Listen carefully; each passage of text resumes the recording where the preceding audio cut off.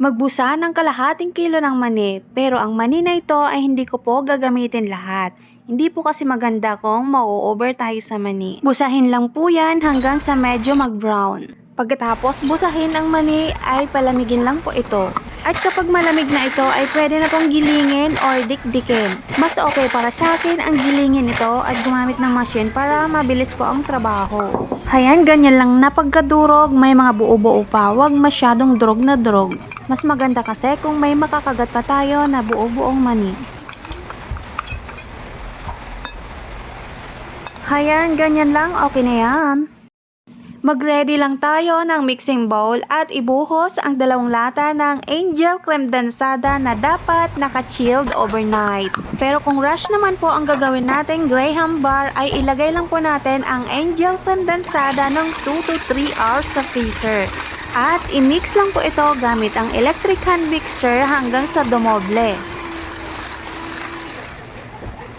At scrape lang po natin ang gilid gamit ang spatula para mahalo po ng maigi. At i-mix lang po natin ulit hanggang sa makuha natin ang tamang kapal ng Angel Creme Dansada.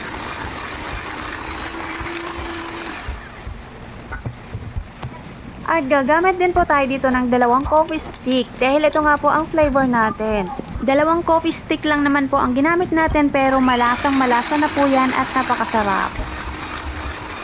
At i-mix lang po ulit ito gamit ang electric hand mixer hanggang sa ma-well combine.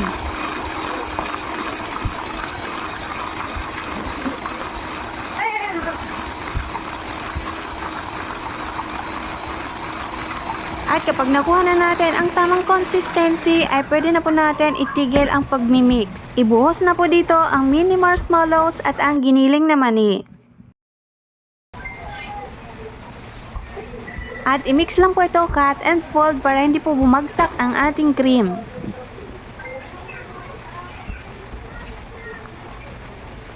Ayan, hitsura pa lang nakakatakam na.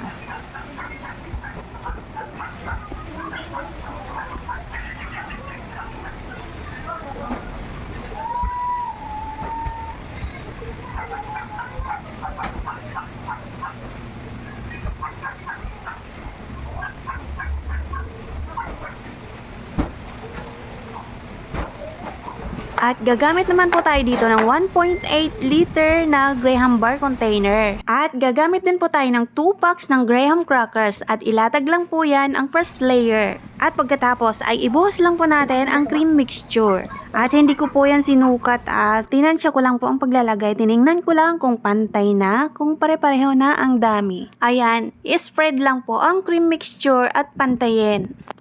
Yung gawa ko po kasi ay hindi perfect, sa kakamadali kaya medyo tabingi. Napapantay pa yan at naaayos pa, depende sa pagkakalagay ng Graham crackers. Ganitong flavor muna ang ginawa ko dahil napakahirap hagilapin ng mangga. Kung may mahagilap man Diyos ko po, nagmamahalan. 80 pesos per piece. At panghuli ay ilagay natin ang Graham crackers sa ibabaw. Takpan lang po natin ito at ilagay sa freezer. At kinabukasan ay matigas na ito at pwede na po nating i-unmold. Hiwain lang po sa gitna ng pantay. Sa recipe na ito ay makakagawa po tayo ng 36 pieces ng Graham bar. At ang ganito kalaking pagkat ay binebenta ko po yan ng 15 pesos per piece. Ang buo naman ay pwede po natin ibenta ng 30 pesos. May mga naghanap man ng buo yung tag 30 pesos pero hindi po ako nagbebenta ng buo.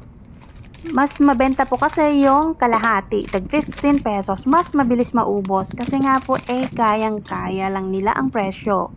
At ang wrapper na gamit ko po ay 10 by 13 ang sukat nito.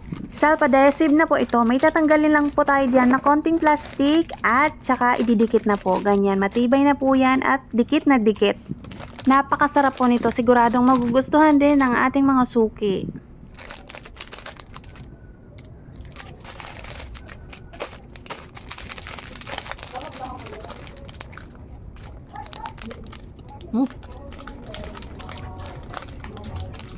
Sarap. Sobrang sarap.